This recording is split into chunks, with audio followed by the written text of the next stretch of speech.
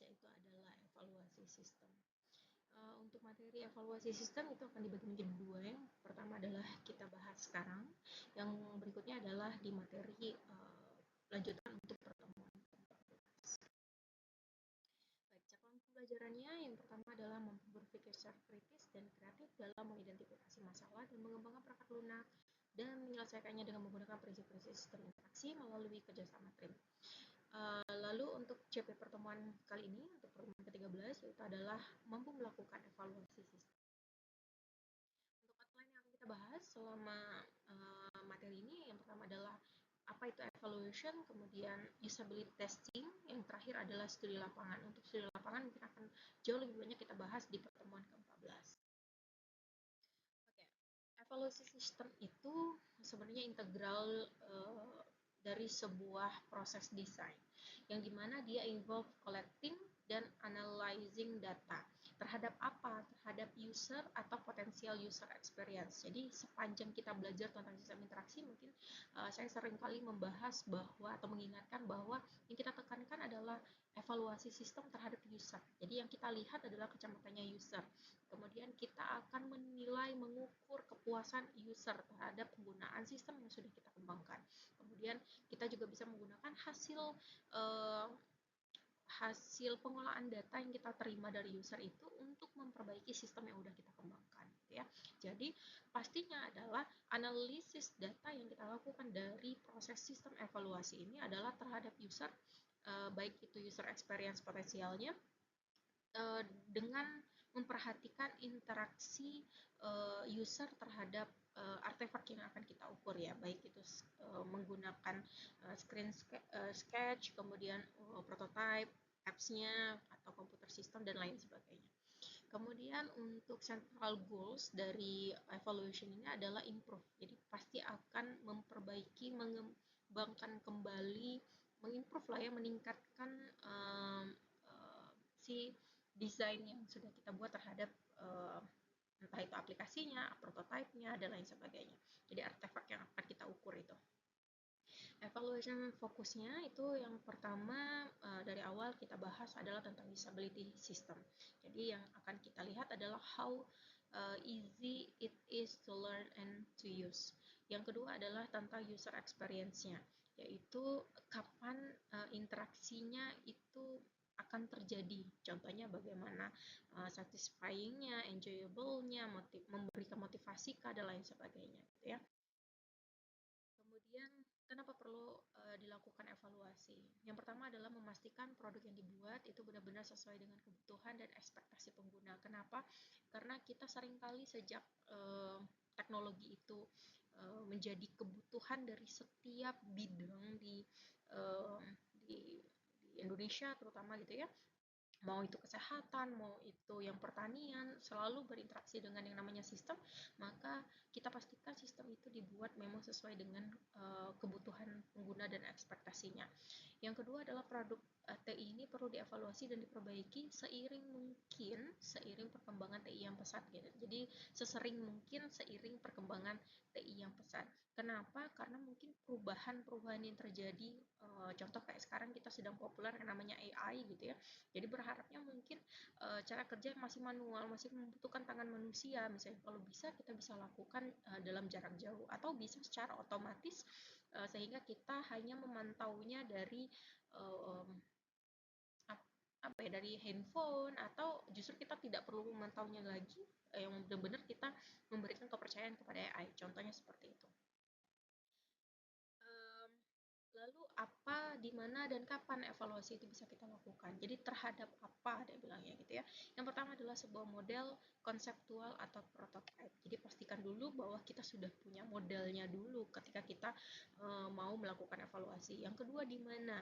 Jadi dia bilangnya adalah natural setting. Jadi nggak ada yang sebenarnya tidak ada secara khusus, gitu ya.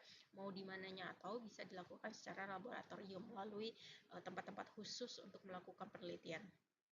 Yang berikutnya adalah kapan kita melakukan proses yang namanya evaluasi, yaitu adalah sepanjang interaksi konsep desainnya itu bisa dilakukan. Jadi memperoleh masukan bagi interaksi berikutnya.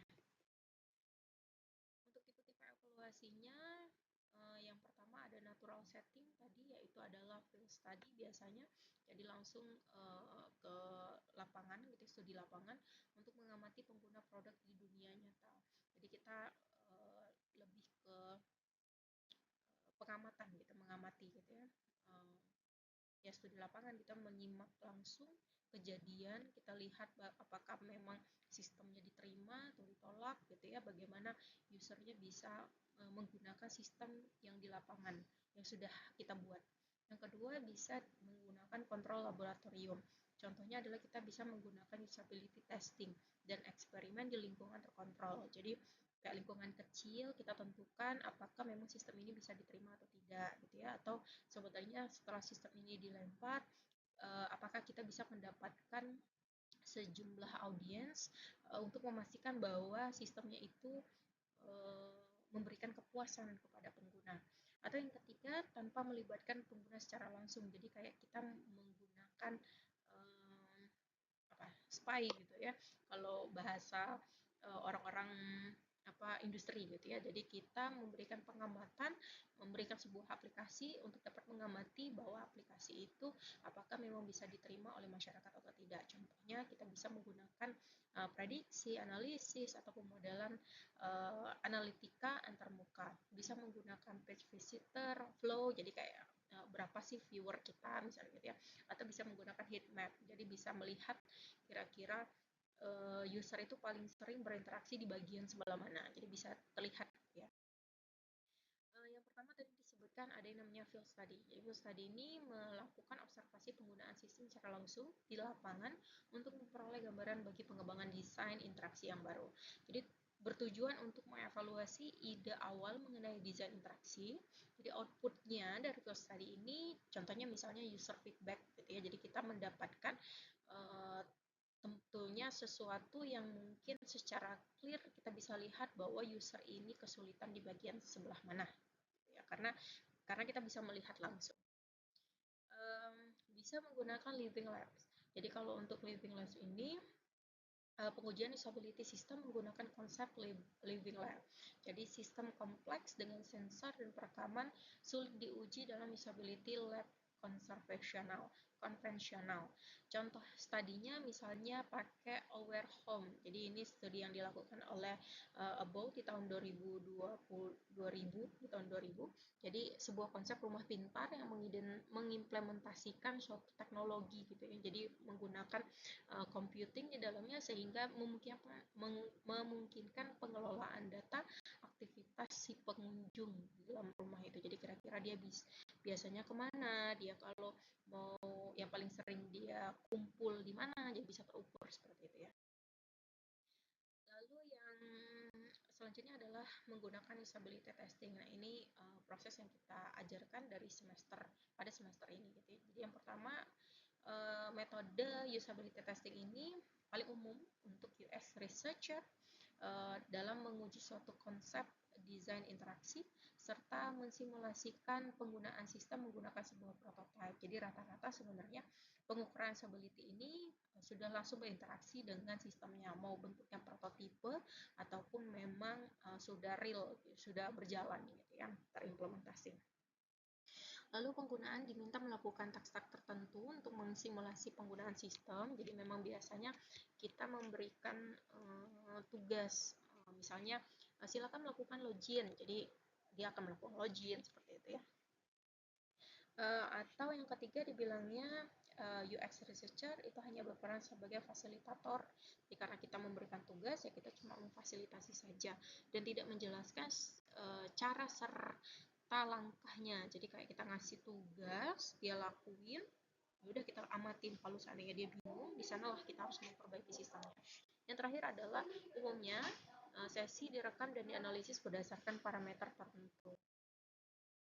Untuk usability testing dan field study, ini urutannya biasanya adalah melakukan field study dulu, lalu untuk mengevaluasi ide awal, jadi kita melihat gitu ya kira-kira apa sih yang dibutuhkan oleh masyarakat di tempat sasaran. Nah intinya kalau kita langsung melihat lapangannya gitu ya. Kemudian revisi desain sesuai dengan feedback yang diperoleh. Baru setelah itu kita melakukan usability testing untuk fitur yang spesifik. Jadi, oh dia kemarin kesulitannya di bagian input nama misalnya kita, atau melakukan verifikasi misalnya gitu. Jadi kita perbaiki bagian verifikasi itu, lalu kita coba melakukan usability testing untuk memastikan apakah dia sudah paham gitu ya, atau dia puas dengan perubahan yang dilakukan. Lalu melakukan field study kembali untuk biasanya untuk melakukan pengembangan lebih jauh lagi gitu ya. Revisi sesuai dengan hasil usability testing dan field study-nya bisa menjadi kesimpulan bahwa sistem ini bisa diterima atau tidak. Lalu yang biasanya dilakukan kalau menggunakan field study ataupun usability testing itu kita diminta untuk melakukan pengisian kuesioner. Kalau usability testing biasanya kita bisa menggunakan SUS, System Usability Scale. Jadi ini sebuah kuesioner yang sudah tersedia dan biasanya digunakan untuk mengevaluasi sebuah sistem. Dia skala penggunaannya biasanya mulai dari 1 sampai dengan 100 responden misalnya ya. Kemudian bisa juga menggunakan UEKI. Untuk UEKI ini dia menggunakan 6 parameter. Jadi ada yang diukur itu tentang kualitas desain interaksinya. Jadi ada 6 parameter yang bisa kita lihat dari hasil UEKI. Lalu dapat mendukung hasil usability testing maupun field study. Jadi kedua SUS maupun UEKI ini bisa digunakan untuk penunjang kita memperbaiki sistem yang ada. Kemudian hasilnya bisa dianalisis secara kuantitatif. Kenapa? Karena SUS dan UEKI ini menggunakan kuesioner, otomatis dia menggunakan rata-rata konsepnya adalah skala. Dia menggunakan skala mulai dari 1 sampai dengan 7. Kemudian untuk review kembali, silakan dibuka gitu ya, bagaimana kita melakukan analisis, interpretasi, penyajian data, kemudian teknis penggunaan beberapa tools yang tersedia, baik itu dari sisi SUS maupun UX. Untuk selanjutnya adalah menggunakan asking expert. Jadi ini kita melibatkan expertise gitu ya biasanya.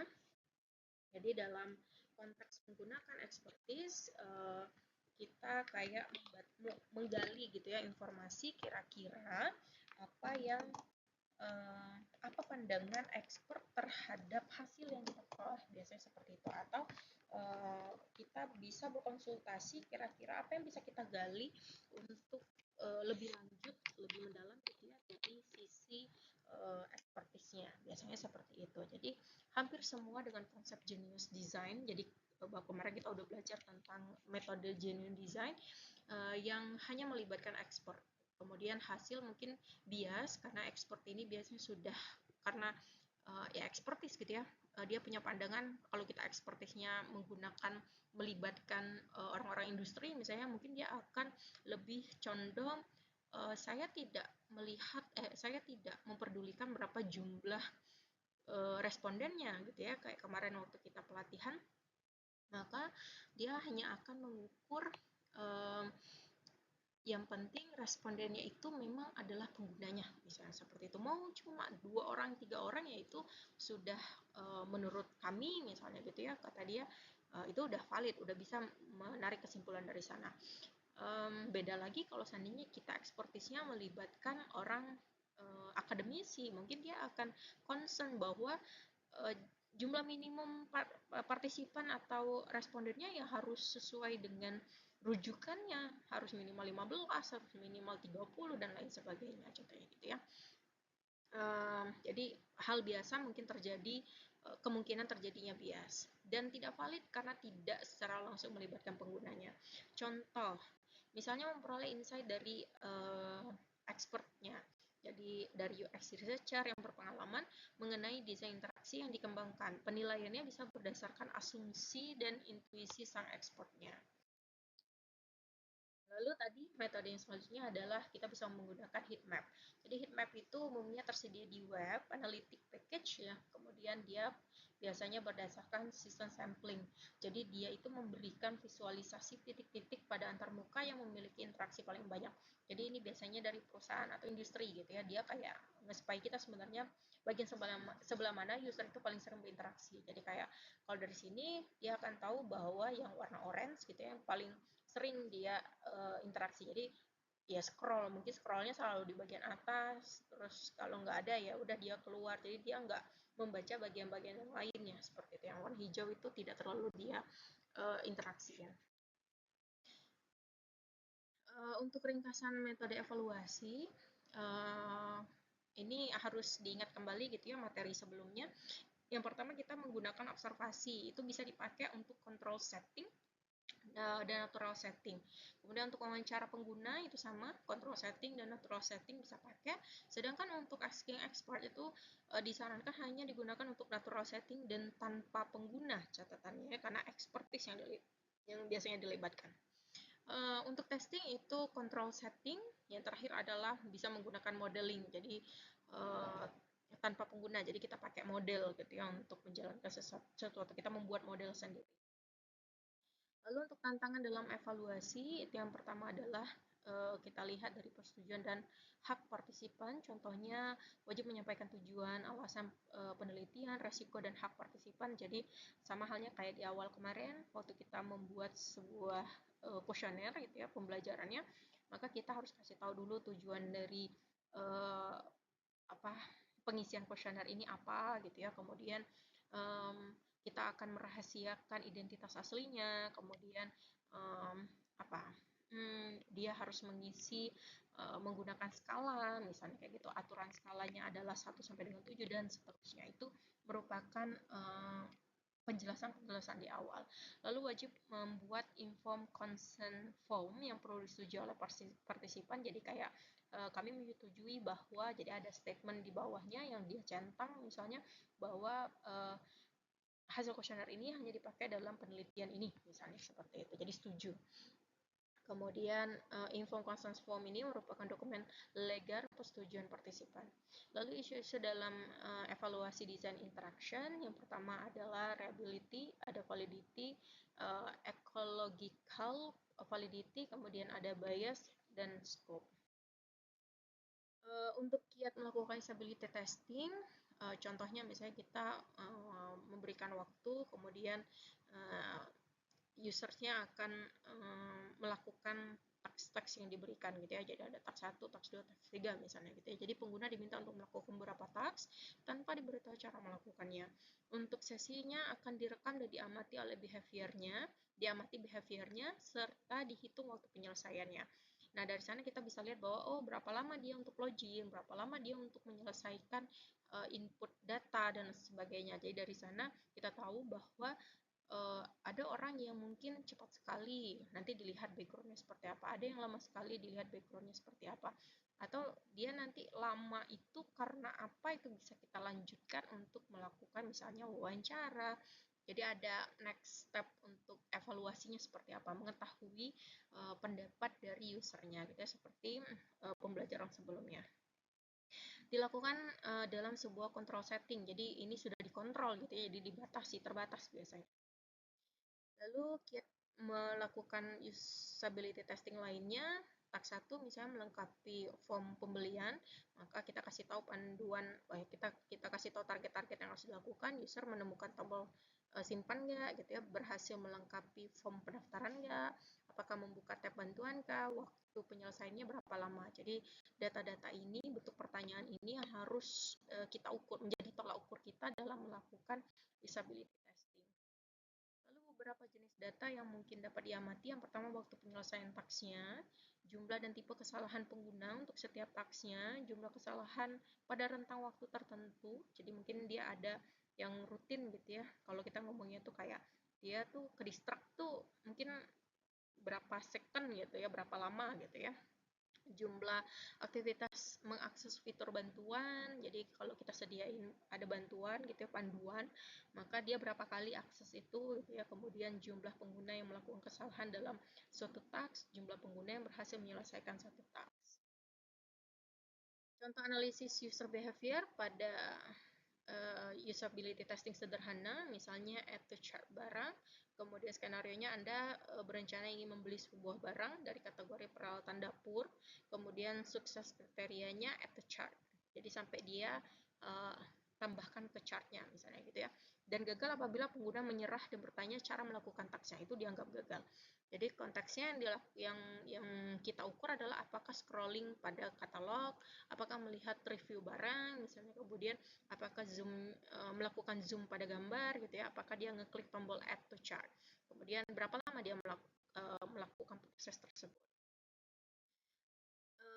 Mungkin ada banyak cara-cara gitu ya berbeda yang dilakukan antara akademisi maupun perusahaan, tapi dalam konteks ini kita akan mempelajari semuanya, baik yang kemarin melakukan evaluasi dengan menggunakan usability testing, jadi sifatnya bertanya, kemudian kita simpulkan sifatnya adalah kuantitatif, jadi ada angka di dalamnya, ataupun kita melakukan observasi lebih jauh. Jadi alur dari usability testing itu yang pertama adalah menentukan task dan menyusun skenario, kemudian menentukan dan membuat janji dengan partisipan, kemudian menyiapkan peralatan serta menyediakan maksud penelitian yang tadi gitu, perjanjiannya, pendatangan informed consent form-nya, kemudian UX researcher-nya menjelaskan skenario-nya, partisipan menjalankan task-nya, kemudian analisis rekaman dan hasil observasinya, yang terakhir adalah menyusun laporannya. Untuk UX researcher itu tidak boleh memberikan bantuan, harus diingat gitu ya bahwa kita sedang melakukan penelitian, jadi apapun yang terjadi dengan user, dia harus berusaha sendiri. Jadi jangan kita yang membuat dia paham dengan sistem yang kita maksud, walaupun sebenarnya sistem itu kita sendiri yang mengembangkannya, tapi ya kita sedang memaksa, kita ingin mengetahui gitu ya bahwa seberapa jauh interaksi user itu hanya dengan pemahaman yang dia miliki itu bisa mencapai nilai-nilai tertentu dari sistem yang sudah kita buat. Jadi apabila pengguna bertanya itu cara nyelesainnya ya UX researcher sebaiknya meminta pengguna mencoba menyelesaikan task sebisanya saja. Jadi tidak masalah kalau seandainya dia selesai di tengah-tengah gitu, mungkin menyerah gitu misalnya. Karena dari sanalah kita bisa tahu kekurangan dari sistem kita. Karena kan tujuan akhirnya adalah kita bisa improve dari sistem kita itu sendiri. Lalu kekeliruan dan kesulitan pengguna perlu dicatat dan dianalisis untuk perbaikan desain interaksinya. Berikutnya adalah tentang testing condition. Dilakukan di sebuah lingkungan terkontrol misalnya, kemudian ruangannya harus tenang, nyaman, bebas gangguan luar, umumnya dapat memakan waktu sekitar 30 menit. Kemudian di awal UX itu perlu menjelaskan informed consent form-nya dan memperoleh persetujuan partisipan. Lalu menentukan partisipannya sama seperti kalau kita melakukan testing pada umumnya gitu ya. Biasanya ada jumlah-jumlah tertentu yang menjadi target. Umumnya partisipan itu bisa 5 sampai dengan 10 orang atau sebanyak-banyaknya sehingga tidak ada insight baru. Hasil usability testing ini sebuah gambar hasil dan tindakan lanjut dari usability testing. Dari kita usability testing tadi gitu ya, permasalahan yang teridentifikasi, contohnya add to chart, user apakah lebih dari 1 menit menyelesaikan menyadari icon dari add to chart, kemudian 4 sampai dengan 10 user itu tidak mengklik tombol add to chart misalnya. Kemudian permasalahan yang teridentifikasi, redesign kontak gambar produk, contoh tombol serta icon dari add to chart. Mungkin dia tidak paham bahwa add to chart itu gambar keranjang, mungkin harus diganti dengan yang lainnya gitu, yang lebih ikonik, atau jangan taruh di bawah tapi taruhnya di atas, atau justru di tengah-tengah gitu misalnya ya. Tadi itu adalah satu bentuk redesign yang sudah kita lakukan berdasarkan hasil usability testing. Untuk contoh suasana usability testing ya bisa kita amati langsung di lapangan gitu ya. Jadi dia bisa mencoba sistemnya gitu ya. Dia bisa menjelaskan, jadi kita bisa bentuknya interview gitu ya. Jadi kita ngobrol sama dia, kira-kira dia kesulitannya ada di mana. Ya, kita gali lah kira-kira mungkin dari sisi dia ada insight baru untuk kita sebagai pengembang, sehingga user yang mungkin cuma satu gitu tapi bisa mewakili dari sekian banyak user yang lain. Itu adalah materi yang kita bahas pada pertemuan kali ini. Untuk selanjutnya kita akan membahas sekian materinya. Terima kasih. Kalau suka video ini, jangan lupa subscribe ya, biar nggak ketinggalan tips dan tutorial coding seru lainnya. Yuk, langsung klik tombol lonceng notifikasi. Wonderful Code!